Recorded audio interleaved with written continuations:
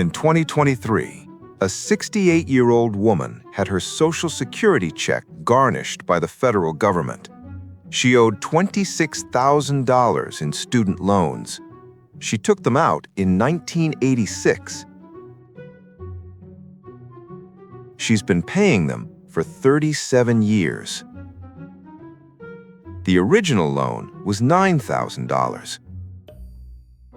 She paid back over $15,000 already, and somehow she now owes more than she originally borrowed.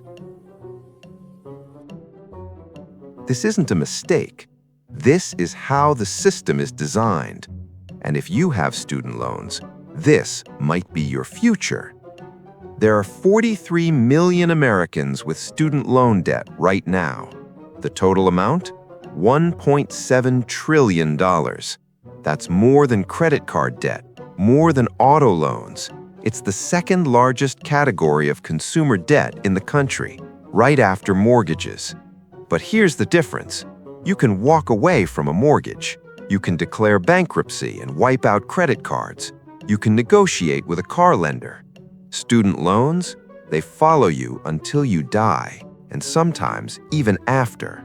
Because in 2005, Congress passed a law making student loans nearly impossible to discharge in bankruptcy. You'd have to prove undue hardship in court, which almost never works. People with terminal cancer have been denied. So, unlike every other kind of debt, student loans don't have an escape hatch. You can't default your way out. You can't bankruptcy your way out. You can't even die your way out in some cases. If your parents co-signed, the debt transfers to them. It's a trap with no exit, and it was built that way on purpose. Let's go back to how you got here. You're 17 or 18 years old. You've been told your entire life that college is the path to success. Your parents said it. Your teachers said it. Every adult you respect said it. And the math seemed to work. People with college degrees earn more over their lifetime. That's true. The data backs it up. So you apply, you get in, and then you see the bill. Tuition at a public university, $10,000 a year. Private university, $40,000 a year. And that's just tuition. Add room, board, books, fees, you're looking at $30,000 to $70,000 per year, depending on where you go. You don't have that money. Your parents don't have that money. But the financial aid office has a solution. Loans. They make it sound simple. Borrow now, pay later. By the time you graduate, you'll have a degree and a good job. You'll pay it back easy. So you sign. You're 18. You've never had a credit card. You've never paid rent. You have no idea what $50,000 in debt actually feels like. But it doesn't feel like anything yet because the money just appears. Tuition gets paid. You go to class. The bill comes later. And here's the key. The system is counting on you not understanding what you just agreed to. You graduate. Congratulations. You have a degree and $40,000 in debt. The average, by the way, is $37,000, so you're right on target. 6 months later, the payments start. Let's say you borrowed $40,000 at 5% interest. Your monthly payment on a 10-year plan? About $424. That might not sound insane, but here's the problem. You're 22. You just got your first real job. You're making $45,000 a year if you're lucky. After taxes, that's about $3,000 a month. Rent in most cities, $1,200. Car payment and insurance, $400. Groceries, $300. Utilities, phone, internet, $200. You're at $2,100 before the student loan bill even shows up. So that $424, it's not easy. It's the difference between saving money and living paycheck to paycheck. But let's say you make the payments. every month, on time, for 10 years. You will pay $50,800 total. You borrowed $40,000. You paid back $50,800. The extra $10,800, that's interest. But here's where it gets worse. Most people can't afford $424 a month right out of college, so they defer, or they go on an income-based repayment plan, which lowers the monthly payment but stretches the loan out to 20 or 25 years. And when you stretch it out, the interest keeps compounding.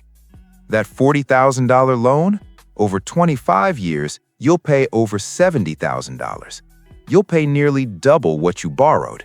And that's if everything goes perfectly, if you never miss a payment, if you never defer, if your income stays stable.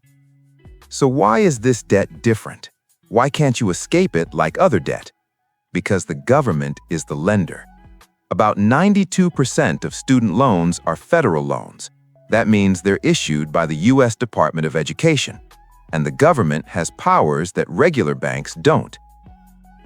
If you default on a federal student loan, the government can garnish your wages without a court order, take your tax refund, take your Social Security check, revoke your professional license in some states, destroy your credit score for 7 years. They don't need to sue you. They don't need permission. They just take it. And remember that 2005 law? The one that made student loans nearly impossible to discharge in bankruptcy? That was lobbied for by banks, but it was passed by Congress and signed by a president. The trap was designed at the highest level. Here's the uncomfortable question: why? If student loans are so risky, why does the government keep issuing them? Why do they let 18-year-olds borrow $100,000 with no credit check, no income verification, nothing? Because the debt isn't the risk. You are the collateral. The system doesn't care if you can pay it back easily. It cares that you can't walk away. As long as the debt follows you forever, the money eventually comes back. Maybe not in 10 years, maybe in 30. Maybe they'll garnish your Social Security, but they'll get it. And in the meantime, the debt keeps you compliant. You can't take risks. You can't start a business. You can't take a lower-paying job you actually care about. You have to keep earning because you have to keep paying. The debt is a leash. Now, zoom out. $1.7 trillion in student debt. 43 million borrowers. The average person takes 20 years to pay it off. Some never do. There are people in their 50s and 60s still paying loans for degrees they got in the 1980s. There are people who paid back more than they borrowed and still owe money because of interest and fees. There are parents who co-signed loans for their kids and now, in their 70s, are having their retirement checks garnished. This isn't a bug, it's the model. And here's the part that should make you angry. Tuition didn't have to cost this much. In 1980, the average cost of tuition at a public university was $1,856 per year. Adjusted for inflation, that's about $7,000 in today's dollars. Today, the average is over $10,000, and at private schools, it's over $40,000. Tuition has increased faster than inflation, faster than wages, faster than housing, faster than healthcare. Why? Because schools know students can borrow the money. The loans are guaranteed by the government, so schools can charge whatever they want. The student borrows it, the school gets paid, and the student is left holding the debt for decades.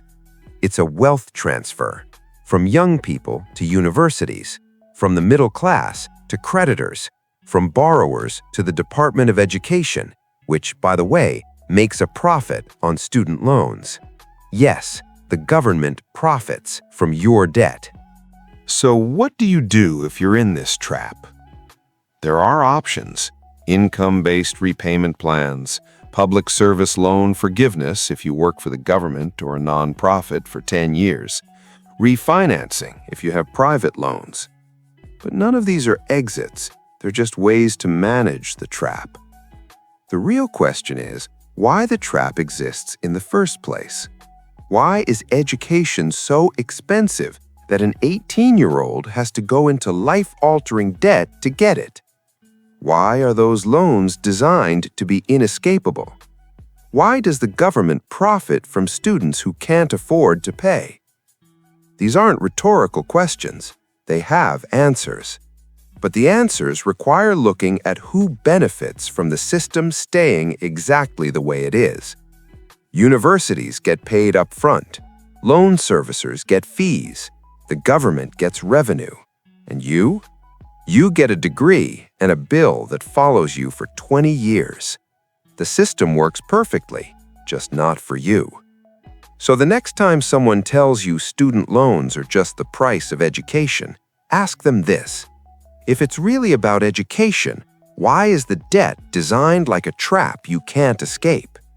Think about that the next time you make a payment. If this made you rethink how student loans actually work, subscribe. I break down the systems that shape your money every week. And if you're dealing with student debt right now, drop a comment. Let's talk about it.